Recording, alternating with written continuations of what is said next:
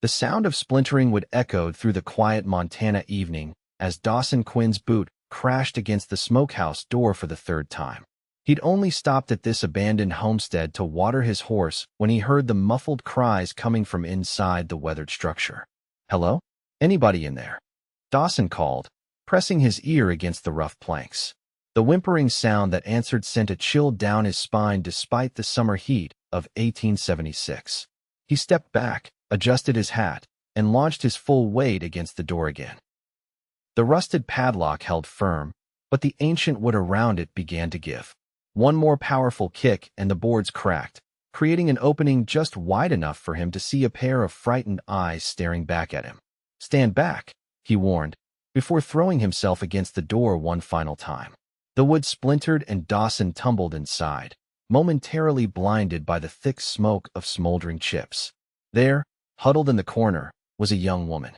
Her face was smudged with soot, her simple calico dress torn at the sleeve. Her wrists were bound with rough rope, and a gag had been removed from her mouth but still hung around her neck. She looked at him with equal parts hope and terror. Without hesitation, Dawson crossed the small space and gathered her in his arms. The smoke was growing thicker as a poorly banked, smoking fire threatened to ignite the dry wooden structure. "I've got you," he said, lifting her slight form with ease. He carried her out into the fresh air, moving quickly away from the smokehouse as the flames inside began to grow. He set her down gently in the shade of a cottonwood tree near the abandoned cabin's well. Her breathing came in ragged gasps as he worked to untie her wrists. "What's your name, miss?" he asked softly, trying not to frighten her further. "Josephine," she whispered, her voice hoarse from smoke and disuse. "Josephine Abbott." "Dawson Quinn," he replied, finally freeing her hands. "Who did this to you?" Josephine rubbed her raw wrists, her eyes darting nervously toward the trail. "Lester Holloway and his boys. They wanted my father's land. When he wouldn't sell, they—" Her voice broke. Dawson didn't need her to finish. The story was all too common in these parts, greedy men taking what they wanted by force. He fetched his canteen from his horse and offered it to her. "When did they leave?" he asked, his eyes scanning the horizon. The sun was beginning to set, painting the sky in brilliant oranges and pinks that seemed to mock the grim situation.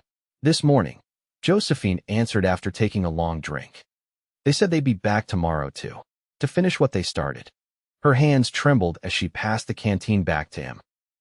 Dawson's jaw tightened. "Your father?" Her eyes welled with tears. "Dead. 3 days ago. They shot him when he tried to protect me." A sob escaped her.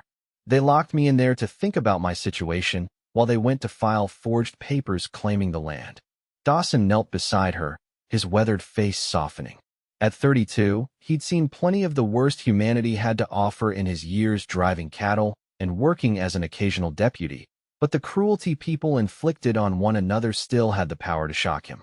"Miss Abbott, I need to get you somewhere safe. Are you able to ride?" Josephine nodded, wiping her tears with the back of her hand. "Yes, I grew up on horseback." "Good." Dawson helped her to her feet. She swayed slightly, and he steadied her with a gentle hand on her elbow. "My camp is about an hour's ride from here. We can stay there tonight and figure out our next move come morning." As Josephine took a step forward, she winced. Dawson glanced down and noticed her ankles were also rubbed raw from restraints.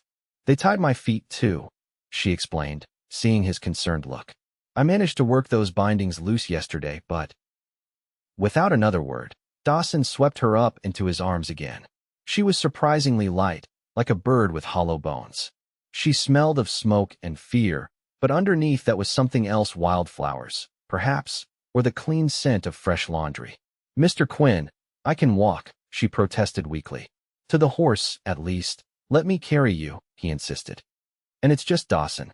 He set her down next to his dun gelding, which snorted curiously at the newcomer. Dawson quickly gathered what meager supplies remained at the homestead: a blanket, a small sack of cornmeal, and a cast-iron skillet that had been overlooked by Holloway's gang. As he helped Josephine mount the horse, he noticed a flash of pain cross her features. "Are you hurt elsewhere?" he asked carefully. She hesitated, then nodded slightly. They weren't. Gentle. A cold fury rose in Dawson's chest, but he kept his expression neutral for her sake. He secured their supplies and swung up behind her. Josephine stiffened momentarily at the proximity, but then relaxed slightly as Dawson kept a respectful distance, holding the reins on either side of her without pressing against her back. "Let me know if you need to stop," he said, urging the horse forward. "It's not far." They rode in silence as the sky darkened and stars began to appear. Josephine gradually leaned back, exhaustion overcoming her wariness. By the time they reached Dawson's small camp by a creek, she was half asleep against his chest. The camp was simple but well-chosen, sheltered by cottonwoods, with good visibility of the surrounding area and close to fresh water. Dawson had left his pack and bedroll hidden in the hollow of a dead tree. He helped Josephine down and quickly set about rekindling his fire. She stood uncertainly at the edge of the small clearing, hugging herself against the evening chill that had descended with the darkness. "Sit," Dawson encouraged, gesturing to his bedroll. "Rest. I'll have some coffee and food ready soon." Josephine sank down onto the blanket, watching him with wary eyes as he moved efficiently around the camp. He filled a pot with water from the creek and set it to boil, then rummaged through his saddlebags for jerky and hardtack. "It's not much," he apologized, handing her a portion, "but it'll keep you going until morning." "Thank you," she whispered, accepting the food. "Why are you helping me?" Dawson paused in his preparations, meeting her gaze directly. "Because it's right, and because no one helped my sister when she needed it." He hadn't meant to say that last part. It had been 15 years since Eliza disappeared, presumed taken by raiders. The wound had scarred over, but it never truly healed. Josephine's expression softened. "I'm sorry." Dawson nodded once, then turned back to the fire. Soon, he had coffee brewed strong and black. He poured some into a tin cup and added a generous spoonful of sugar before offering it to her. "Drink. It'll help with the shock." She took a careful sip, grimacing slightly at the bitterness despite the sugar. "What will happen tomorrow?" she asked, her voice small. Dawson settled on the other side of the fire, giving her space. "That depends. Do you have family nearby?" Josephine shook her head. "Just Pa, and now he's gone. Our nearest neighbors are 20 miles east, the Wilsons, but—" She trailed off, staring into the fire. "But what?" "But Holloway's men will look for me there first." Her hands tightened around the cup. "I don't want to bring trouble to them. They have children." Dawson nodded thoughtfully. "Do you want to try to keep your land?" Josephine's eyes flashed with sudden fire. "It's mine. Pa worked himself to death building that place. I won't let them steal it." A smile tugged at the corner of Dawson's mouth. There was spirit in this woman, despite all she'd endured. "Then we'll need help. The marshal in Silver Creek owes me a favor. It's 2 days' ride, but he's an honest man. You'd do that for me?" Josephine asked, disbelief evident in her voice. "I told you why," Dawson replied simply.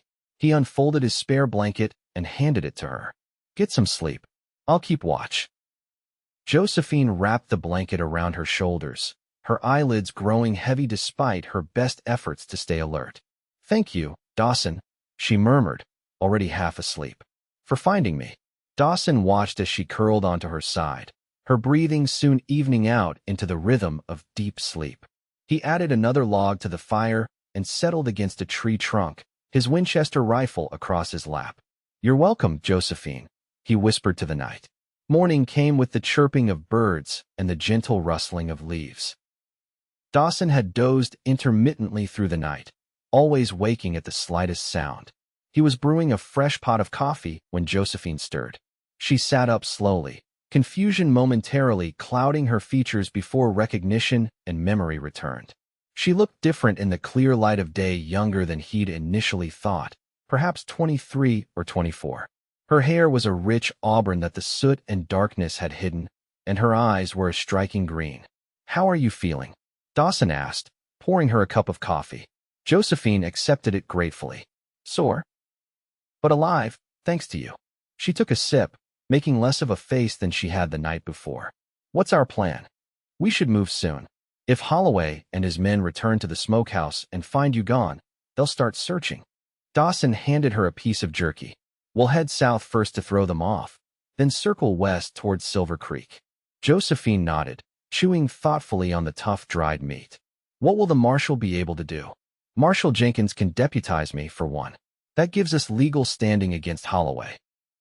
And he can send telegrams to the territorial judge and land office to block any fraudulent claims. You seem to know a lot about this, Josephine observed. Dawson shrugged. Worked as a deputy for a few years before taking to the trail drives. Law's not complicated out here, just hard to enforce with so much space and so few lawmen. As they finished their meager breakfast and packed up camp, Dawson noticed Josephine wincing as she moved.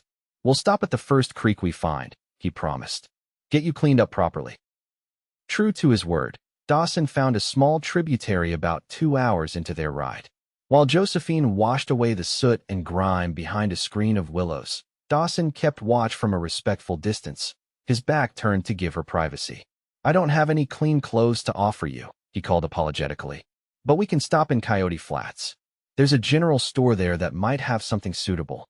I appreciate that, Josephine replied, emerging from the willows with her hair wet but her face clean. The bruise on her cheek was more visible now, a purple mark that made Dawson's blood boil. They continued their journey south, keeping to less traveled paths and watching for dust clouds that might signal riders. Josephine grew stronger as the day progressed, sitting straighter in the saddle and even pointing out a hawk circling high above them. My father taught me to watch birds, she explained when Dawson remarked on her sharp eyes. Said you can learn a lot from them where water is, if predators are nearby. He was a trapper before he was a rancher. Smart man, Dawson commented. My pa was a farmer. Died of fever when I was 14. Ma followed a year later. I'm sorry, Josephine said softly. It's hard being alone in the world. Dawson glanced at her profile, struck by the quiet strength in her features. It is. But sometimes you find people who make it less lonely. Their eyes met briefly before Dawson looked away, focusing on the trail ahead. They rode in companionable silence until midday, when they stopped in a shady grove to rest the horse and eat some of the cornmeal mixed with water to form simple johnny cakes. Tell me about your ranch, Dawson said as they ate. A fond smile crossed Josephine's face. It's not much, 100 acres, small cabin, good water from a spring. But the grass is sweet, and we were building a herd of shorthorns. 20 heads so far. Her smile faded. Or there were. I don't know what Holloway's done with them. Why does he want your land so badly? Dawson asked. The railroad's coming through next year. Pa refused to sell because the spring on our property is the only reliable water source for miles. Holloway wants to control the water rights. Dawson nodded grimly. Same old story. Man gets a little power, decides he wants it all. Have you ever wanted land of your own? Josephine asked. The question caught Dawson off guard. He'd been drifting for so long, he rarely thought about settling down. Maybe. Once. But seems like wherever I stay too long, trouble finds me. Or perhaps you find trouble, Josephine suggested with the hint of a smile. Dawson chuckled. Fair point, Miss Abbott. Josephine, she corrected. If I'm to call you Dawson, you should use my given name too. Josephine, he repeated, liking the way it rolled off his tongue. They reached Coyote Flats by late afternoon, little more than a wide spot in the road with a general store, a saloon, and 3 houses. Dawson helped Josephine dismount in front of the store, noticing how she held herself carefully, favoring her right side. Wait here, he said, tying the horse to the hitching post. I'll see what they have. The storekeeper, a balding man with spectacles perched on his nose, looked up as Dawson entered. Afternoon, stranger. What can I help you with? Need some supplies, Dawson replied. An address for a lady. Simple, sturdy. The storekeeper raised an eyebrow, but asked no questions. Got a few ready-made items in the back. Size. Dawson gestured vaguely. Slender. About this tall. The man disappeared into the back room and returned with a dark blue calico dress. This should do. Anything else? Dawson added coffee, sugar, flour, bacon, and a small pot of salve for Josephine's injuries to his purchases. As the storekeeper wrapped everything, Dawson casually asked, Seen any strangers pass through recently? Group of men, maybe. The storekeeper paused. 4 men rode through this morning. Rough-looking bunch. Asked if I'd seen a young woman and a cowboy. He looked pointedly at Dawson. I said no, because I hadn't. Then, Dawson placed extra coins on the counter. Much obliged for your discretion. They headed west, the storekeeper added, sweeping the coins into his apron pocket. Seemed in a hurry. Dawson thanked him and collected his purchases. Outside, he found Josephine anxiously scanning the road. "We need to move," he said quietly, handing her the package with the dress. "Holloway's men were here this morning." Fear flashed across her face. "They're looking for us." "For you," Dawson corrected, helping her back onto the horse. "They probably figure I'm just some drifter who happened along." He swung up behind her. "We'll change direction, head east for a while before turning north to Silver Creek." They rode hard until dusk, putting miles between themselves and Coyote Flats. When they finally stopped to make camp in a sheltered ravine, Josephine was swaying with exhaustion. "Here," Dawson said, handing her the new dress and the salve. "There's a pool just around that bend. I'll get a fire started and keep watch from here." Josephine accepted the items gratefully. "Thank you." While she was gone, Dawson quickly set up camp and prepared a more substantial meal than they'd had since he found her bacon-fried crisp and Johnny cakes made with the fresh flour. He was just turning the bacon when Josephine returned, looking transformed in the clean dress with her hair combed and braided. "Better?" he asked, trying not to stare at how the simple dress complemented her figure. "Much," she replied, settling on a rock near the fire. "Though I'd give anything for a proper bath." "Silver Creek has a bathhouse," Dawson offered, serving her a portion of food. "We should reach it by tomorrow evening if we make good time." Josephine ate hungrily, some color returning to her cheeks with the nourishment. "Tell me about this Marshall Jenkins," she requested between bites. "Tough, but fair. Fought for the Union in the war. Lost an arm, but gained a reputation for straight shooting with his left." Dawson sipped his coffee. "He gave me a chance when most wouldn't. I was accused of stealing horses in '71. He investigated properly instead of stringing me up like the rancher wanted." "Were you innocent?" Josephine asked, a teasing glint in her eye. "That time, yes," Dawson replied with a grin. "Other times, well, a man's got to eat." Josephine laughed, a genuine sound that transformed her face and made Dawson's heart skip a beat. He realized it was the first time he'd heard her laugh. "My father would say you have an interesting relationship with the truth," she remarked. "Your father sounds like a wise man." "He was." Her smile turned wistful. "He would have liked you, I think. He always said to judge a man by how he treats those who can offer him nothing in return." Their eyes met across the fire, and something unspoken passed between them. Dawson looked away first, suddenly finding the coffee grounds in the bottom of his cup fascinating. "We should get some rest," he said, clearing his throat. "Long ride tomorrow." Josephine nodded, but neither made a move to sleep. Instead, they sat in comfortable silence as the fire crackled and stars appeared overhead. "Do you know the constellations?" Josephine asked eventually, looking up at the night sky. "A few," Dawson admitted. "The North Star, of course. The Big Dipper. My father taught me all of them." She pointed upward. "See there? That's Cygnus, the swan. And over there is Aquila, the eagle." Dawson moved to sit beside her, following her pointing finger. "Where?" "There," she said, leaning closer to guide his gaze. Her shoulder brushed against his, and she didn't pull away. They stayed that way for some time, Josephine naming stars and Dawson listening to the gentle cadence of her voice. When she finally yawned, he reluctantly moved to prepare their sleeping arrangements. "You take the bedroll," he insisted. "I'm used to sleeping rough." This time, Josephine didn't argue. She was asleep almost as soon as she lay down, the ordeal of the past days finally catching up with her. Dawson watched her for a moment, struck by how peaceful she looked in sleep, before taking up his position against a boulder, rifle across his knees. He didn't mean to fall asleep, but exhaustion claimed him sometime in the early morning hours. He woke with a start to the sound of approaching horses. Dawn was just breaking, the sky lightening to a pale gray. Dawson was on his feet in an instant, moving to wake Josephine. "Riders coming," he whispered, gently shaking her shoulder. "We need to move." Josephine was instantly alert, gathering their few possessions while Dawson saddled the horse. They worked quickly and quietly, years of frontier living making them efficient in the face of danger. "How many?" she asked as Dawson helped her mount. "Can't tell yet. At least 2. He swung up behind her, turning the horse toward a game trail that led deeper into the woods. "We'll try to lose them in the trees." They rode cautiously, stopping occasionally to listen. The sound of pursuit grew fainter, then louder again as the riders apparently picked up their trail. Dawson's expression grew grim. They're good trackers, he muttered. Around midday, they emerged from the woods onto a rocky plateau. Dawson surveyed their options with a frown. We can't outrun them on one horse, he said finally. And there's no cover ahead for miles. Josephine turned to look at him, her face pale but determined. What do we do? Dawson's jaw set in a hard line. We make a stand. Over there.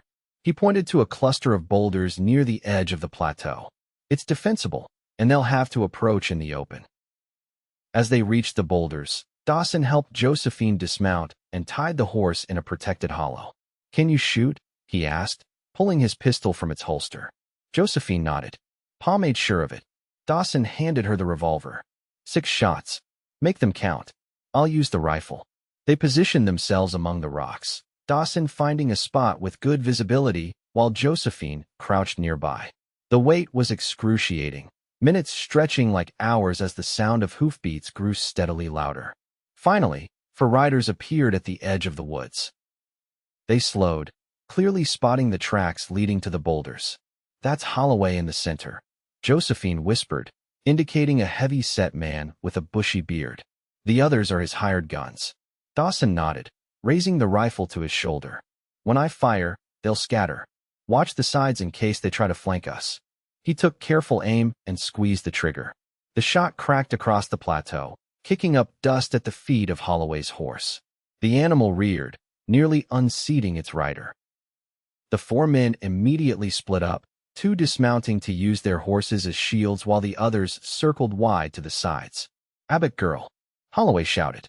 We know you're there. Come out now, and maybe we won't kill your friend. Don't answer, Dawson murmured to Josephine, tracking one of the flanking riders through his sights. He fired again, the bullet clipping the man's hat and sending him diving for cover. The next few minutes were chaos as shots were exchanged. Dawson maintained a steady rate of fire, forcing the attackers to keep their distance. Josephine fired twice when one of the men tried to approach from the left, her aim true enough to send him scrambling back. We're pinned down, Dawson observed grimly during a lull in the shooting. But so are they. What happens when we run out of ammunition? Josephine asked, checking the chambers of the revolver. Dawson didn't answer immediately. They both knew what would happen. We won't, he said finally. Someone will have heard the shooting. This is still considered Jenkins' jurisdiction. Whether he believed his own words was another matter. The standoff continued for another hour, with occasional exchanges of gunfire, but no clear advantage to either side. Dawson was calculating how many cartridges he had left when the distant sound of hoofbeats reached his ears. More riders, he warned Josephine. At least 3, coming fast from the north. Her face paled. More of Holloway's men? Dawson squinted into the distance. Can't tell yet. But Holloway's bunch seems confused too. Indeed, the attackers had ceased firing and appeared to be conferring among themselves. As the new riders drew closer, Dawson caught the glint of something metallic on one of their chests. It's Jenkins, he said, relief evident in his voice. And he's brought deputies. The arrival of the marshal and his men changed the situation immediately. Holloway and his gang found themselves outgunned and surrounded. After a brief attempt at bluffing claiming Josephine was a thief who had stolen from them, they surrendered when Jenkins made it clear he wasn't buying their story. Dawson Quinn, Marshal Jenkins said, dismounting heavily once the prisoners were secured. Should have known you'd be in the middle of this. Despite his gruff words, there was warmth in the one-armed lawman's eyes. Miss Abbott, I presume? We got word from the storekeeper in Coyote Flats that there might be trouble brewing. Thank you for coming, Marshal, Josephine said sincerely. Jenkins nodded. Let's get you both to town. You can give your statements there, and we'll sort this mess out proper. The ride to Silver Creek was uneventful, with Holloway and his men securely bound and under guard. Josephine rode double with Dawson, her body relaxing against his now that the immediate danger had passed. What happens now? She asked quietly. Justice, I hope, Dawson replied. Jenkins will hold them for the circuit judge. Your testimony about your father's murder should be enough to hang Holloway. And my land. If they haven't filed the forged papers yet, there's no issue. If they have, Jenkins can help contest them. Josephine was silent for a moment. I don't know if I can go back there. Not alone.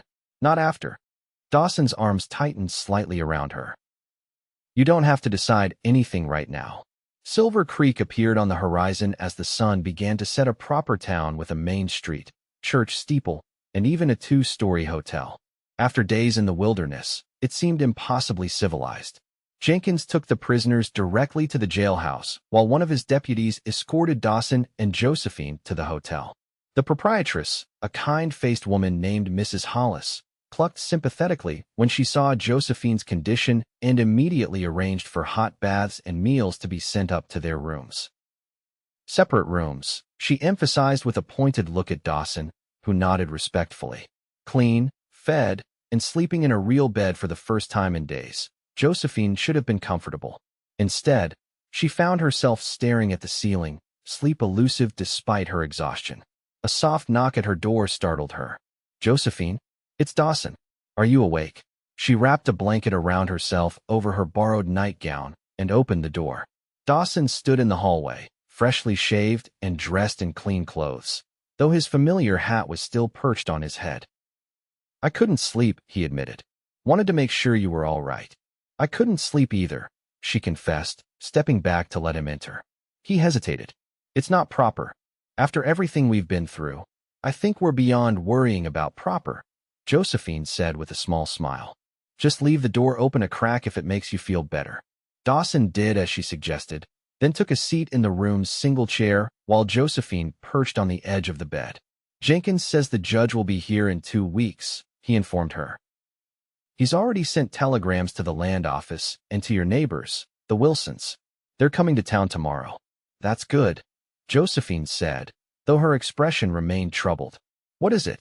Dawson asked gently. She met his eyes. "What will you do after the trial?" The question hung between them, laden with unspoken meaning. Dawson removed his hat, running a hand through his hair. "I hadn't thought that far ahead," he admitted. "Usually, I just move on. Find the next trail drive or odd job." "Oh," Josephine looked down at her hands. "Of course." "But," Dawson continued, leaning forward, "I'm finding the idea of moving on less appealing than it used to be." Josephine's gaze lifted to meet his. "Is that so?" "I've been thinking," Dawson said slowly, "about what you said regarding your ranch. About not wanting to go back alone." Hope flickered in Josephine's eyes. "Yes, I'm not much of a rancher," Dawson warned. "I've mostly worked cattle drives, not breeding stock.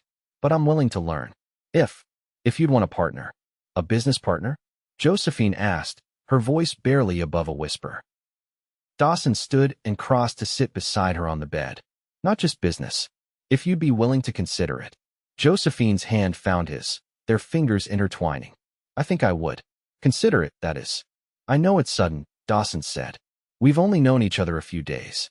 But sometimes, out here, life moves faster. Makes things clearer.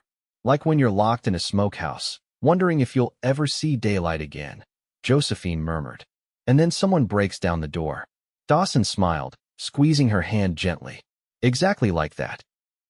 In the soft lamplight of the hotel room, with the sounds of the town muted by the late hour, Dawson leaned forward. Josephine met him halfway, their lips coming together in a gentle kiss that held the promise of more to come.